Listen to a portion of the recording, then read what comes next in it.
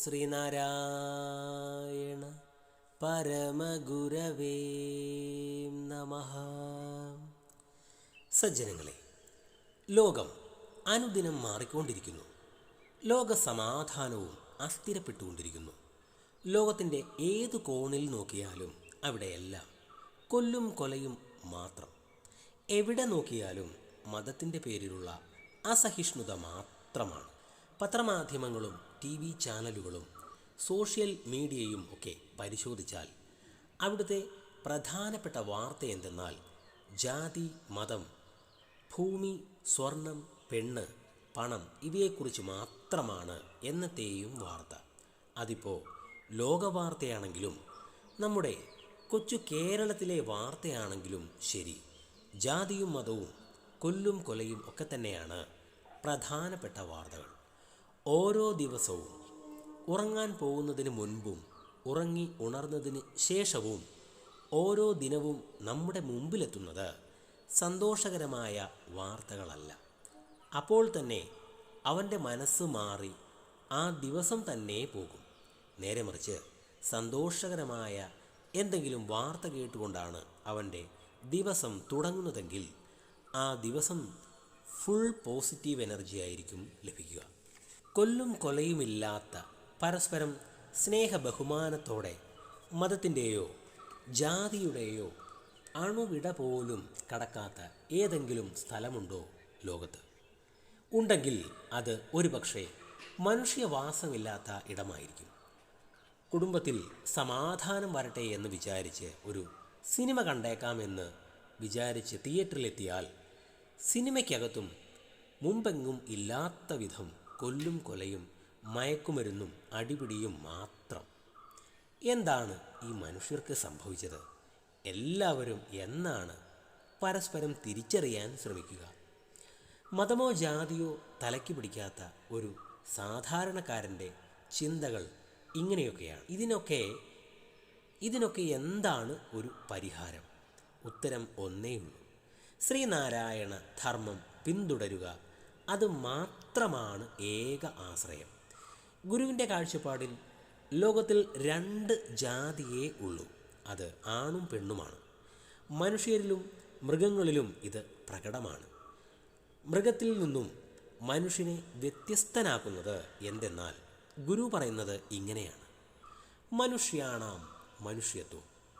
ഇന്ന് ലോകത്ത് മനുഷ്യത്വം എന്ന ഒന്നുണ്ടോ എന്ന് സംശയം തോന്നിപ്പോകുന്ന തരത്തിലുള്ളതാണ് കഴിഞ്ഞ ദിവസം ഒരു യുവാവിനെ ഒരു കൂട്ടം ജനങ്ങൾ അടിച്ചു കൊന്ന് കെട്ടിത്തൂക്കി ചുട്ടുകൊന്നത്.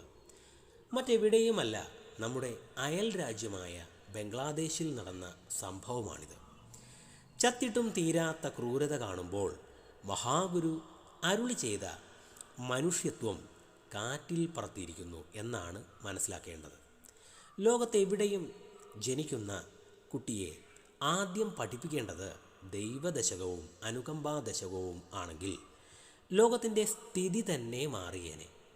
ദൈവഭയവും അനുകമ്പയും ഒത്തിണങ്ങിയ ഒരു ജീവിതം അവനെ ദൈവതുല്യനാക്കുന്നു. എൻ്റെ ജീവിതം കൊണ്ട് അല്ലെങ്കിൽ എൻ്റെ പ്രവൃത്തി കൊണ്ട് ഒരു പീഡ എറുമ്പിനു പോലും സംഭവിക്കരുത് എന്ന പ്രാർത്ഥനയാണ് മഹാഗുരു നമ്മെ പഠിപ്പിക്കുന്നത്. അരുളുള്ളവനാണ് ജീവി എന്ന് മഹാഗുരു അനുകമ്പാദശകത്തിൽ പറഞ്ഞു വയ്ക്കുന്നു. ജീവനുള്ള ഓരോ സൃഷ്ടിയും ദൈവത്തിൻ്റെ കരുണയും അനുഗ്രഹവും കൊണ്ടാണ് നിലനിൽക്കുന്നത്. ജീവൻ സ്വയം ഉണ്ടാകുന്നതല്ല, ദൈവത്തിൻ്റെ അനുഗ്രഹം മൂലമാണ് ജീവൻ ഉള്ളത്. അങ്ങനെയുള്ള ജീവൻ മനുഷ്യർക്ക് എടുക്കുവാൻ ആരാണ് അധികാരം നൽകിയിരിക്കുന്നത് എന്നാണ് ഇവിടെ പ്രസക്തമായ ചോദ്യം. ഇവിടെ അനുകമ്പയെ ഗുരു പുരുഷാകൃതി പൂണ്ട ദൈവമായും നരദിവ്യാകൃതി പൂണ്ട ധർമ്മമായും പരമേശ പവിത്രപുത്രനായും കരുണാവാൻ നബിമുത്തുരത്നമായി കാണണമെന്നാണ് ലോകത്തോട് മഹാഗുരു അരുളി ചെയ്യുന്നത്. ലോകത്തെ എല്ലാ മതങ്ങളുടെയും അർത്ഥം ഒന്നു തന്നെയാണ് എന്ന് മഹാഗുരു അനുകമ്പാദശകത്തിലെ 4 വരിയിൽ എടുത്തു കാണിക്കുന്നു.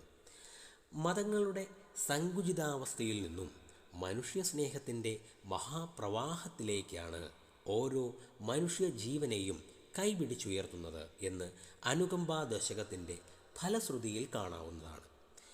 അരുമാമറയോതുമർത്ഥവും ഗുരുവോതും മുനിയോതുമർത്ഥവും ഒരു ജാതിയിലുള്ളതൊന്നുതാൻ പൊരുളോർത്താൽ അഖിലാഗമത്തിനും. അനുകമ്പാ ദശകം എന്ന കൃതി പാരായണം ചെയ്യുകയോ അർത്ഥം മനസ്സിലാക്കി ധ്യാനിക്കുകയോ ചെയ്താൽ എന്ത് ഫലം ലഭിക്കും എന്നതാണ് ഇതിൽ പറയുന്നത്. അനുകമ്പാ ദശകം ഭക്തിയോടും വിശ്വാസത്തോടും കൂടി അർത്ഥം ഗ്രഹിച്ച് പാരായണം ചെയ്യുന്നവർക്ക് ദൈവത്തിൻ്റെ അനുകമ്പയ്ക്ക് അഥവാ കരുണയ്ക്ക് പാത്രീഭൂതരാകുന്നതാണ്. ജീവിതത്തിലുണ്ടാകുന്ന ദുഃഖം, ഭയം, മാനസിക ക്ലേശങ്ങൾ എന്നിവ അനുകമ്പാ ദശകം പാരായണം ചെയ്യുന്നതിലൂടെ ക്രമേണ അകലും. എന്തുകൊണ്ടെന്നാൽ അനുകമ്പയാണ് ദൈവത്തിൻ്റെ സ്വഭാവം തന്നെ. അത് അനുഭവവേദ്യമാകുമ്പോൾ ദുഃഖം നിലനിൽക്കില്ല.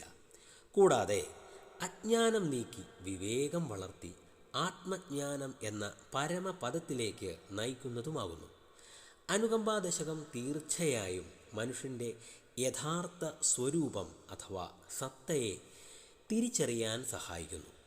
ഈ പുണ്യകൃതി ആത്മജ്ഞാനം തേടുന്നവരെ മോക്ഷത്തിലേക്കുള്ള മാർഗം കാണിച്ചു തരുന്നു. ബാഹ്യമായ ആചാരങ്ങളെക്കാൾ കരുണയും ജ്ഞാനവും നിറഞ്ഞ ജീവിതമാണ് പ്രധാനമെന്ന് പഠിപ്പിക്കുന്നു. അനുകമ്പാ ദശകത്തിൻ്റെ ഏറ്റവും വലിയ പ്രത്യേകത എന്തെന്നാൽ ഏതു മനുഷ്യനും ഏതു കാലത്തും ഈ ദശകത്തിൻ്റെ ഫലം അനുഭവിക്കാം എന്നുള്ളതാണ്. അനുകമ്പാ ദശകം വിശ്വാസത്തോടും ബോധത്തോടും കൂടി പാരായണം ചെയ്യുന്നവർക്ക് ദുഃഖനിവൃത്തിയും ജ്ഞാനപ്രാപ്തിയും ലഭിക്കുന്നതുമാണ്. മഹാഗുരുവിൻ്റെ അനുഗ്രഹത്താൽ ലോകത്തെ എല്ലാവർക്കും സമാധാനമുണ്ടാവട്ടെ എന്ന് പ്രാർത്ഥിച്ചുകൊണ്ട് നിർത്തുന്നു. നിങ്ങൾക്ക് നമസ്കാരം. ഗുരുധർമ്മം ജയിക്കട്ടെ.